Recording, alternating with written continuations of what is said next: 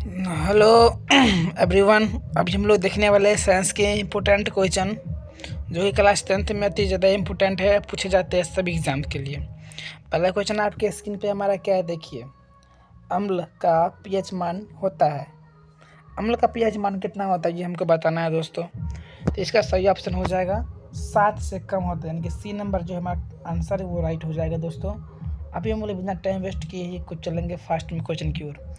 पहला का हमारा सी ऑप्शन सही हो गया, ठीक है। चलते हैं सेकंड क्वेश्चन की ओर।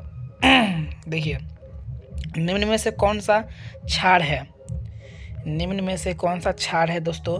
तो क्षार की पहचान क्या होता है आप लोगों को पता है। तो क्षार की जो पहचान होता है वो होता है जिसमें OH लिखा होगा वो हो गया क्षार, ठीक है।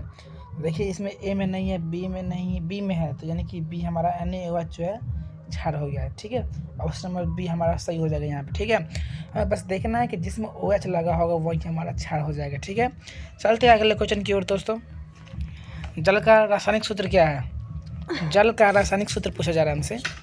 सभी को पता होगा जल का रासायनिक सूत्र क्या होता है, H2O होता है। ऑप्शन नंबर बी में है H2O, ठीक है।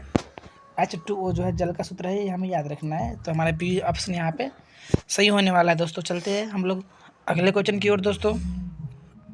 देखिए, लिटमस का रंग अम्ल में कैसा हो जाता है दोस्तों। लिटमस पत्र जो होता है उसका रंग जो है अम्ल में कैसा हो जाता है ये हमको बताना है दोस्तों। तो लिटमस का जो रंग है अम्ल में जो है लाल हो जाता है, यानी कि ऑप्शन नंबर बी हमारा सही हो जाएगा, ठीक है। जो लिटमस पत्र का रंग है दोस्तों वो अम्ल में कैसा होता है तो लाल हो जाता है, यानी कि नीला से कैसा हो जाता है तो लाल हो जाता है, इसको याद रखना है, ठीक है। चलते हैं हम लोग अगले क्वेश्चन की ओर दोस्तों। देखिए हमारा अगला क्वेश्चन क्या है, सोडियम का रासायनिक चिन्ह क्या है। बहुत ही इंपॉर्टेंट क्वेश्चन है दोस्तों, ये बहुत इंपॉर्टेंट, बहुत इंपॉर्टेंट। सोडियम का रासायनिक चिन्ह क्या होता है तो इसका चिन्ह होता है Na, ठीक है। Na मतलब संकेत हो गया, सोडियम का संकेत है Na, और ये कितने स्थान पे आता है तो 11 नंबर पे आता है, इसको आपको याद रखना है, ठीक है। चलते हैं हम लोग अगले क्वेश्चन की ओर दोस्तों। निम्न में से कौन सा एक धातु है दोस्तों, निम्न में से कौन सा एक धातु है, निम्न में से कौन सा एक धातु है दोस्तों। तो धातु जो है तांबा, तांबा जो है एक धातु है। तांबा क्या है, एक धातु है, क्योंकि तांबा का तार आता है हमारे इधर, पता है ना आपको। ठीक है, चलते हैं हम लोग अगले क्वेश्चन की ओर। रासायनिक अभिक्रिया में द्रव्यमान संरक्षण का नियम किसने दिया था, रासायनिक अभिक्रिया में द्रव्यमान संरक्षण का नियम किसने दिया था दोस्तों। तो ये नियम दिए थे हमारे लाभोजियर साहब, ठीक है। ऑप्शन नंबर सी हमारा यहाँ पे 100% सही हो जाएगा, ठीक है। चलते हैं हम अगले क्वेश्चन की ओर दोस्तों। यहाँ तक आप लोग वीडियो देख लिए तो एक बार वीडियो को लाइक करके आएंगे, ठीक है। चलते देखते हैं हमारा नेक्स्ट क्वेश्चन क्या है। निम्न में से कौन सी अभिक्रिया संयोजन अभिक्रिया है दोस्तों, निम्न में से कौन सी अभिक्रिया संयोजन अभिक्रिया है दोस्तों। संयोजन का मतलब क्या होता है पता है, संयोजन का मतलब होता है एक होना, एक होना, या इसी को बोल सकते हैं हम लोग जुड़ना, ठीक है। तो देखते हैं हमारा A+B बराबर AB, यानी कि हमारा पहला ऑप्शन में क्या हो रहा है, संयोज हो रहा है। देखिए ये अलग था, ये अलग था, जुट के क्या हो गया, दोनों एक साथ हो गया। तो हमारा ऑप्शन नंबर फर्स्ट ही सही हो जाएगा, क्योंकि फर्स्ट ऑप्शन में क्या है, संयोज हो रहा है, ठीक है। चलते हैं हम लोग अगले क्वेश्चन की ओर दोस्तों। जंग लगना किस प्रकार की अभिक्रिया है, जंग लगना किस प्रकार की अभिक्रिया है दोस्तों। जंग लगना जो है एक ऑक्सीकरण अभिक्रिया है, ठीक है। ऑप्शन नंबर बी हमारा यहाँ पे सही हो जाएगा, ठीक है। चलते हैं हम लोग अगले क्वेश्चन की ओर दोस्तों। देखिए CaCO3 का रासायनिक नाम क्या है, CaCO3 का रासायनिक नाम क्या है दोस्तों। तो CaCO3 का रासायनिक नाम है वो है चूना पत्थर, यानी कि ऑप्शन नंबर बी हमारा यहाँ पे सही हो जाएगा, चूना पत्थर है, ठीक है। चलते हैं हम लोग फिर अगले क्वेश्चन की ओर।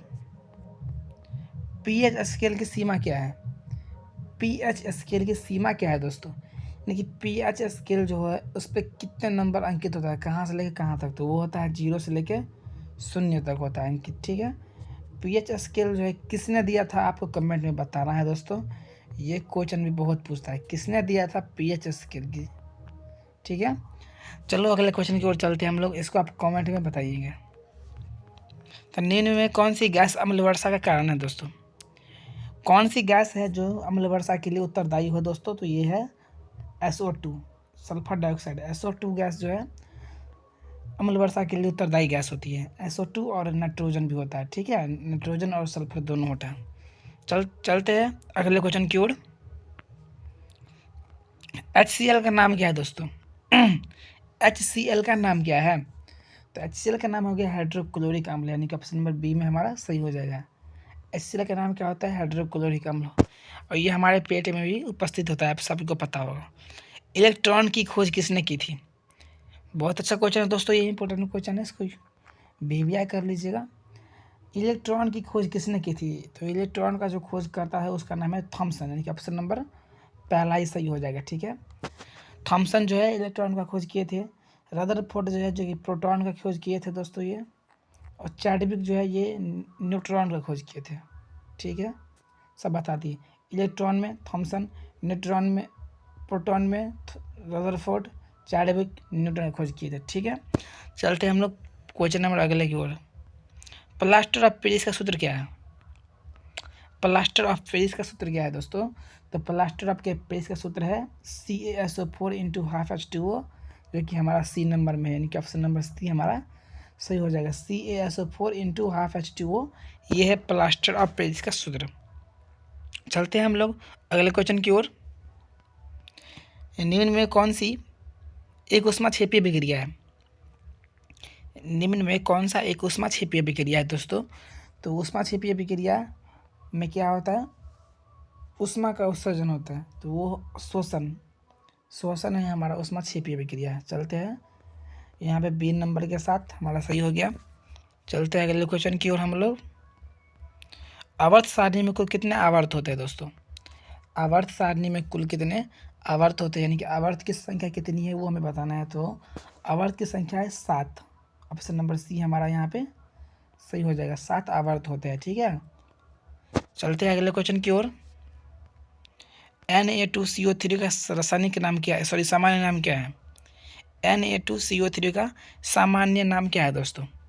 तो Na2CO3 इसका नाम है washing soda, option number B हमारा सही हो जाएगा। वाशिंग सोडा नाम है Na2CO3 का, जो सामान्य नाम है वो क्या है? Washing soda. इसका सही फार्मूला क्या देखें तो Na2CO3 इंटू 10H2O ये होता है। ठीक है, इसको बोलते हैं हम लोग धोने का सोडा या वाशिंग सोडा। ठीक है, चलते हैं हम लोग फिर अगले क्वेश्चन की ओर।